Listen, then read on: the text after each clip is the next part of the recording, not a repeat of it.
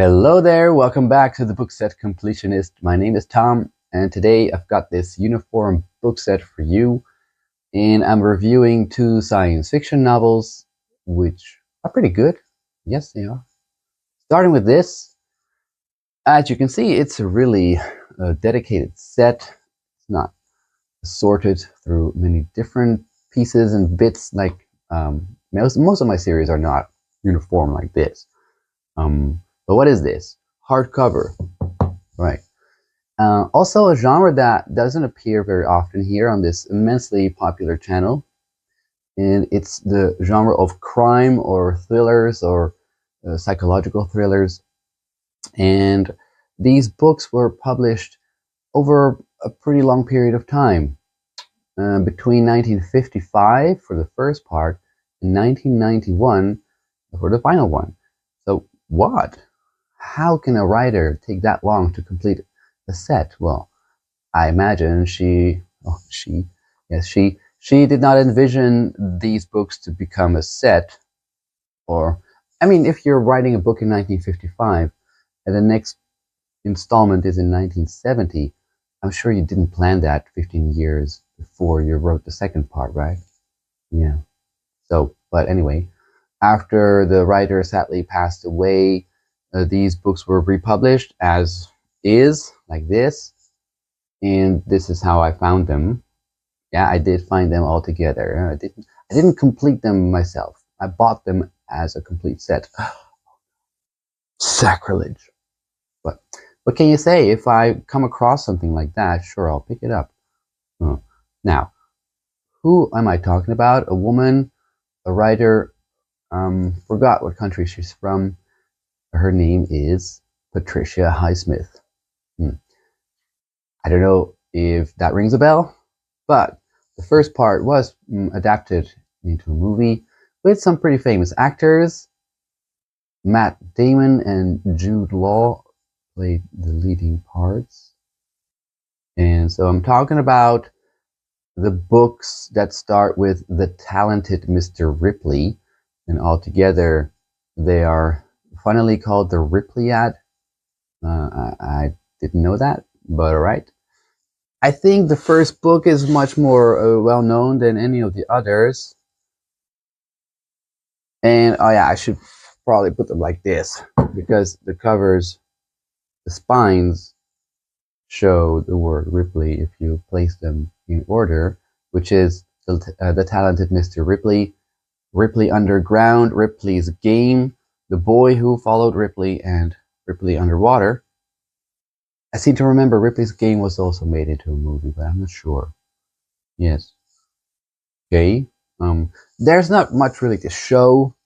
It's just that these books have the word Ripley on the cover, and as they progress, the word Ripley moves along the spine to then get the final effect of having the word Ripley on the spines altogether. That's it. Let's go to the reviews. The first book of today's video is called VOR, or VOR. The title refers to the words violet, orange, and red. It's a novel by James Blish, who was a science fiction author. He wrote this book in 1948, roughly around that time, so it's pretty old. And it's about an alien spaceship that crashes into our planet, and then the people on Earth need to figure out what that is and how to handle what comes out of that spaceship. The main characters are part of a sort of civilian military unit who actually are involved with forest fires, and then because it lands in their area and it creates a massive forest fire or wildfire as this ship crashes into the planet. It creates a forest fire, which then these people need to put out. But as they come nearer, they figure out that this spaceship is immensely hot and radioactive. And so they need to, escalate matters and get everybody else involved.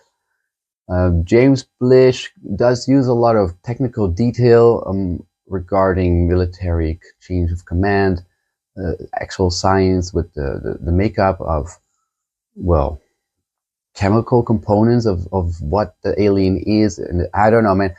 I'm not any science guy, so I I like my science fiction just without having to go into the technical details. Like, it's okay for that to be in it, but if it's not, I'm also okay with that. But it's good that he uses a fairly decent amount of realism. And so it's not just like, okay, grab your popcorn and enjoy some explosions. Um, this could really happen, right? It's like a simulation of sorts. And so this alien eventually comes out of his spaceship. It looks humanoid, but it's very large. It looks like nothing. It looks just like a blob. Or how's it described? It looks like a big kind of Jabba the Hutt sort of thing, I guess, but no eyes and no mouth, and it has only one organ on its face, which is a strip of light, which flashes lights in colors, and that's how it communicates. And the scientists figure out how to decipher what this alien is trying to say. And then there's a big shock as to what this alien is about to do and why it is here. And so what humans need to do to avoid disaster, because yes, the alien does mean disaster. Yeah. It's a very slim novel. It's got 100 or so pages. It can fit in your hand. So it's an easy read. It's all right. I liked it. Like the technical detail is not too distracting. It actually helps you understand a lot of the things that are going on as a reader. And it goes pretty fast. The characters are okay. There's a sort of interpersonal drama inserted between some of the characters that doesn't seem all that necessary. But again, a sort of human factor into these characters makes it more interesting, I guess. Yeah, I would recommend it if you can find it. It's very old and rare, I can imagine. So if you could, then try and pick it up. Then we have this book, Sci-Fi Private Eye. It's an anthology with lots of famous authors in it, science fiction authors that, well, we all know if you're a science fiction lover. The main theme is sort of detective style Sherlock Holmes content that is applied to themes of regular science fiction novels, time travel, space, technology. Yeah. I'll quickly go over the stories in here. There's one by Asimov, who is maybe the most famous science fictioner of all time. One of them. He writes about a murder that took place on the moon, and the police need to figure out what happened so they can. Well, they already know who did it. They know who did it, but how did this killer do it? They need to find out in order to convict. Interesting outcome there. Then there's a story where there has been a theft of jewels, and the planet Mars is involved, and they need to figure out where the jewels are. It's a classic story of who done it and how done it. Is that a thing? How done it? Some interesting outcome there. And then we've got P.J. Farmer, who is also well known for his science fiction work, and he reimagines Sherlock Holmes to be a dog, a talking dog, no less. And he needs to solve a mystery somewhere in Germany. And he uses a lot of, well, Farmer uses a lot of interesting plays on words. You need to know a little bit about German language to really enjoy, which, yes, I'm from Europe, so I can recognize some of the jokes, because they are sort of puns and clever thingies in there. But yeah, sure. It's a dog, a talking dog. Pretty entertaining. And then there's a story where prisoners are kept in prisons with a certain piece of technology installed in their bodies. which causes immense pain once they step out of bounds. If they try to escape, then yeah, their unit will go off, and excruciating pain follows. But one of them still wants to get out and endures the pain, and then we have a moral dilemma, like, is that even something you want to do? It seems like a good idea, you know, sort of self-censor in a way. The prisoners don't want to experience pain, so they don't try to escape unless one does. And then does that make the project a failure or not? Okay. Interesting. Also interesting. Then we have a story where there has been a number of murders, and every time a murder takes place, one certain man is around. A detective needs to solve that mystery, and the outcome has something to do with supernatural elements. No science fiction really there, but more like monsters, certain types of famous monsters. Or is it? Or maybe not. Well, read it. Yeah, I'll tell you that now. Read it, because it's pretty good. There's a story where the main police person needs to investigate a crime scene through the means of a camera that can record the past. This camera, just you put it down, you turn it on, and it would record everything that had happened between that time of recording and, I think, 12 hours in the past. Yes. And leads to interesting conclusions. Then, right, we've got Silverberg in there, who's also pretty famous, and he writes about a world where a city has been divided into these sort of like enclosed neighborhoods where everybody lives a self-containing life, and once one of these units breaks down, one character needs to cross over to other neighborhoods to get help or to find a solution. Dystopian is another word that always shows up in these sort of things. Pretty okay. Interesting ideas, again, interesting.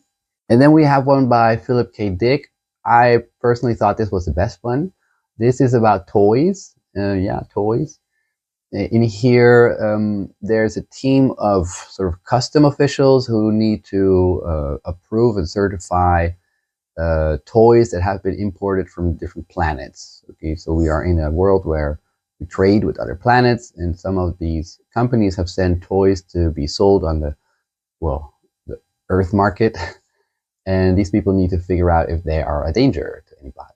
And these toys are really good, but there's also a fair bit of distraction in there, and that makes it a really good story, so I won't spoil it. Philip K. Dick, War Games is the name of that short story. If you can find it anywhere else, please read it. It's good. The final story is by Larry Niven, also a great name in the genre. He writes about a murder that has been committed at the top of a skyscraper, at the top floor, the penthouse, and there is a certain machine left at the crime scene, and the investigators need to figure out what that machine does and how it was used, perhaps, in murdering a certain person who actually is a mummy by the time that the investigators show up. How can anything turn into a mummy that fast? Well, it has something to do with the machine. Okay, so they investigate, they go through a list of people that have been in contact with the victim, and so slowly, bit by bit, they figure out what happened. Technology is here the main driver of the story. Okay. All in all, they're pretty decent stories. They're not all at the same level of entertainment, if you ask me, but overall, I think it's worth reading. This was published in the late 1990s, but the stories have appeared elsewhere from the 1950s until 70s. So I don't know how this came to be. Like, some guy, Charles Waugh and Greenberg, they put this all together, and so I figured they must have. Well, actually, the theme, sci-fi private eye. That's how all these stories have that common theme, and that's what drove them to put that all together into one volume, which I think was a good idea and I liked it. Okay, there. Good. That's it. Thank you for watching and see you next time.